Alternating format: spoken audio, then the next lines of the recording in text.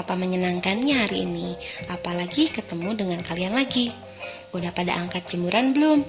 Kalau belum, cuk, angkat dulu sebelum hujan. Hehe. Jadi gengs, hari ini kita mau mendongeng tentang duit lagi nih geng. Yang katanya Indonesia ini punya harta titipan Raja-Raja Nusantara yang terakhir dipegang oleh mantan Presiden Soekarno. Jauh sebelum pertemuan antara Soekarno dan Kennedy pada tahun 1906, terjadilah ikrar Raja-Raja Nusantara yang diprakarsai oleh Deuce Dekker atau Danu Dirja Setiabudi, Sutomo, Raden Adipati Tirtokusumo, dan Pangeran Aryo Notodirojo. Dalam ikrar itu, Raden Mas Suwardi Suryodiningrat dan Raden Haji Umar Said Cokroaminoto menyatakan pentingnya menempatkan nasionalisme di atas segala-galanya. Pada saat itulah para raja di Nusantara menyumbangkan kekayaan mereka.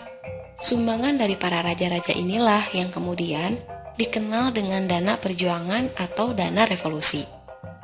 Jumlah dana yang terkumpul tidak terhitung banyaknya. Sebagian digunakan untuk perjuangan, sebagian lagi disimpan di luar negeri. Yang bisa mencairkan harta amanah itu adalah orang-orang yang dipercaya tetapi identitasnya disembunyikan. Tidak lain dan tidak bukan, semua itu dilakukan untuk menghindari perebutan dan intrik-intrik yang tidak diinginkan. Nah, ini yang menarik. Menurut beberapa sumber kami seperti pepohonan dan semut-semut merang yang berbaris di dinding, mereka mengatakan bahwa harta amanah itu tidak akan keluar sebelum Indonesia dipimpin oleh seorang yang berjiwa satrio piningit, atau terjadinya perubahan tingkat kesadaran spiritual dan kesadaran ketuhanan bangsa Indonesia secara masif dan besar-besaran, khususnya pemimpin yang memimpin Indonesia ini. Karena berbicara mengenai harta amanah Nusantara, pastinya seorang yang diamanahkan wajib mempunyai hati yang bersih dan tidak punya penyakit hati, jauh dari keserakahan nafsu duniawi. Bukti bahwa seorang itu memegang harta amanah Nusantara adalah dengan bukti sistem perbankan yang diakui oleh mayoritas pemimpin negara di dunia, lembaga internasional, dan segenap lapisan masyarakat. Harta amanah Soekarno itu sebenarnya terkait dengan harta amanah milik para leluhur kita, yaitu para raja-raja terdahulu yang memimpin Nusantara ini. Nah, ini yang menarik lagi, gengs. Menurut beberapa sumber kami yang tidak bisa kami sebutkan namanya karena emang tidak punya nama, hehe. Namun beliau mengatakan bahwa harta-harta ini sudah terkumpul dimulai dari masa kepemimpinan Raja Sulaiman dan Ratu Boko yang diberi amanah atas harta Nusantara ini. Mengapa kami katakan Raja Sulaiman dan Ratu Boko merupakan induk dari harta amanah Nusantara? Karena Ratu Boko dan Raja Sulaiman ini adalah asli orang Indonesia. Nah, bagian ini akan kita bahas di video berikutnya ya, gengs. Oke, jadi kapan harta amanah Nusantara itu keluar? Harta amanah itu tidak akan keluar selama masih ada yang mencari dan berkonspirasi menemukannya. Tetapi dia akan keluar dengan sendirinya jika para pemegang kunci-kunci harta itu sudah melihat dan menemukan pemimpin yang berjiwa budak angon atau satrio piningit.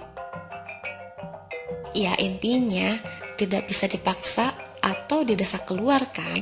Dan lucunya, sang seorang pemimpin berjiwa satrio piningit ini juga tidak mengharapkan harta amanah Nusantara itu.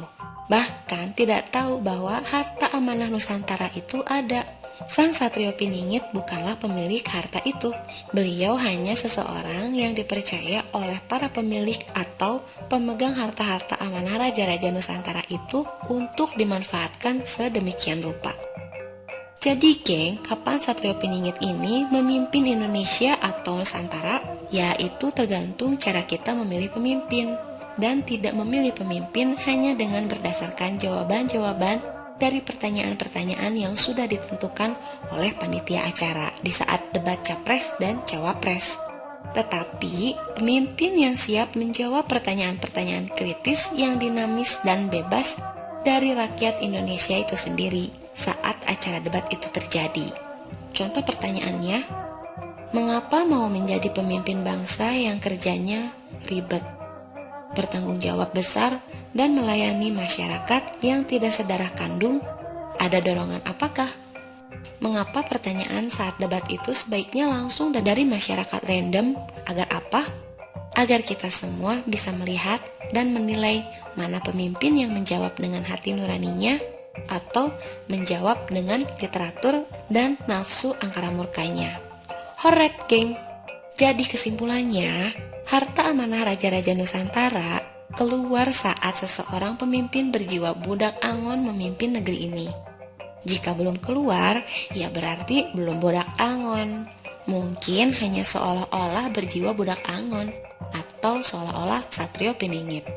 Nah, lucunya lagi, untuk menemukan pemimpin berjiwa satrio piningit juga membutuhkan para pemilih yang memiliki jiwa-jiwa yang gembira dan ceria, penuh cinta, bebas, dan sedikit beban, atau bahasa sederhananya seperti kita semua yang menyaksikan video ini, yang memiliki jiwa-jiwa yang gembira, ceria, sumringah, bebas, dan sedikit bebannya. Hehehe. Alright geng, sekian dulu ya. Jangan lupa subscribe, share, dan like ya geng, agar channel kita bisa terus berkembang dan bisa memberikan dongeng-dongeng menarik untuk menghibur kalian semua. See you. See ya geng. See you, dadah, bye bye. Yuk.